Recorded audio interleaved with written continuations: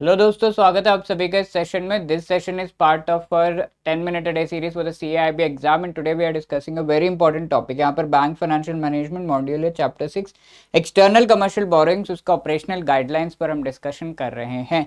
तो how important this topic is from the exam point of view, और हमें इस टॉपिक के कौन से सब टॉपिक्स एंड कितना डेप्थ में प्रिपेयर करना है, कितने मार्क्स का क्वेश्चन आ जाता है, ये सब हम डिस्कस करेंगे in this session. So stay tune till the end. And अगर आपको सीआईबी एग्जाम के अच्छे तरीके से प्रिपरेशन करनी है, then you should have a very good idea about the previous year questions, most important topics and MCQs, जो आपको as a PDF format in PDF format मिल जाएगा।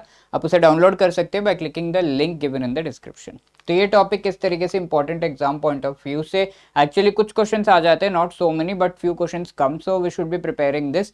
बहुत डीपली तो नहीं, बट एटलीस्ट ओवरव्यू आप एक बार ले लीजिएगा इस टॉपिक का। तो एक्सटर्नल कमर्शियल बोरोइंग में different kinds of forms that you have to fill. Although अभी एक सिंगल मास्टर फॉर्म आ गया जिसके बारे में हम जानते हैं, तो ये डिफरेंट काइंड्स ऑफ फॉर्म्स की हम यहाँ पे बातचीत कर रहे हैं। बिफोर मूविंग अहेड, अभी एक्सटर्नल कमर्शियल बोरोइंग होता क्या है, we have discussed many times. अगर हम देखें कोई भी इंडियन कंपनी है, उसमें फॉरेन कंपनी से, फॉरेन एंटिटी से इन्वेस्टमेंट आ रहा है, तो वो तो हो गया इन्वेस्टमेंट। बट लेट से वो लोन दे रहे हैं, लोन के फॉर्म में, या फिर आपने कोई बॉन्ड्स इशू किए हैं तो उस पर वो पेमेंट कर रहे हैं, तो that money which comes in is called the external commercial borrowing. तो इससे रिलेटेड अगर आप ये बोरोइंग कर रहे हैं तो आपको कुछ फॉर्म्स फिल करने होते हैं। The first one is the foreign currency gross provisional return, FCGPR का फॉर्म फिल करना है। Capital instrument issued by a person resident outside India where such issue is reckoned foreign direct investment. ठीक है, तो आपने कोई बॉन्ड्स वगैरह issue किया, ये capital investment investment related instrument है, तो आपने इशू किया, किसी ने बाय किया, तो उससे रिलेटेड रिपोर्टिंग आपको करनी होगी। ठीक है, रिपोर्टिंग का डिफरेंट फॉर्म्स यहाँ पे दिया हुआ है। Reporting of conversion of ECB into equity. ठीक है, तो एक्सटर्नल कमर्शियल बोरिंग, ये बॉन्ड या जो भी है, इसको अगर हमने एक इक्विटी में यानी कि शेयर्स में कन्वर्ट कर दिया, तो उसकी भी रिपोर्टिंग करनी है। जो भी इन्वेस्टी एंटिटी है जिसमें इन्वेस्टमेंट जा रहा है, and within 30 days from the date of issue of such an instrument you have to give this reporting. अब नेक्स्ट फॉर्म है annual return of foreign liabilities and assets. ठीक है, foreign liabilities assets से related एक annual return आपको file करना होगा। तो एनुअल रिपोर्टिंग है इंडियन कंपनी के द्वारा जिसने एफडीआई एलएलपी जो है रिसीव किया है, और contribution in the previous year including the current year. ठीक है, तो रिटर्न्स जितना भी आपको मिला है, एफडीआई एलएलपी जो भी रिसीव किया है आपने, उससे रिलेटेड जनरल रिटर्न्स बताने। जो भी कंपनी जिसमें, इंडियन कंपनी जिसमें इन्वेस्ट वो पैसा आया है 15 जुलाई से पहले, बिकॉज ये आपका फाइनेंशियल ईयर एंडिंग और उसका जो income tax related final dates होते हैं 15 जुलाई तक। Foreign currency TRS, that is transfer of shares between resident to non-resident, sale of shares on the stock exchange अगर किया जा रहा है, तो उससे रिलेटेड भी आपको रिपोर्टिंग करनी होगी।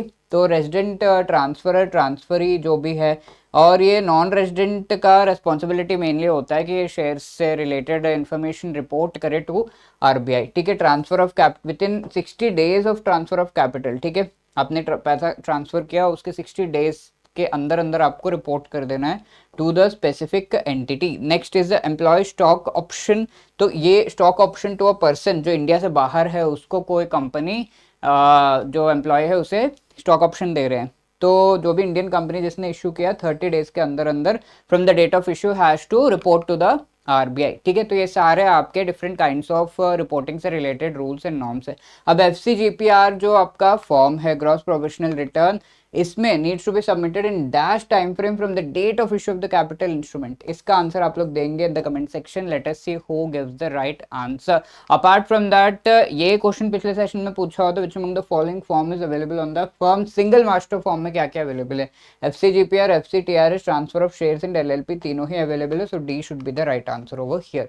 अब CIB एग्जाम से रिलेटेड बढ़िया तरीके से अगर आपको प्रिपरेशन करना है, and in one attempt if you want to give this clear this 4 compulsory components of the CIB exam, तो हमारा मास्टर कोर्स अवेलेबल है जिसमें ABFM, BFM, ABM and BRBL चारों कंपोनेंट से रिलेटेड बहुत ही बढ़िया short recorded videos which are concept classes आपको प्रोवाइड किए गए हैं ईच एंड एवरी चैप्टर के short notes, chapter wise MCQs, full length mock test and even live classes of all the most important topics वो भी आपको provide किया गया है। CAIB 75 कोड यूज करके आप 75% का डिस्काउंट भी पा सकते हैं on this courses. The link is given in the description, you can click on the link and join this particular course.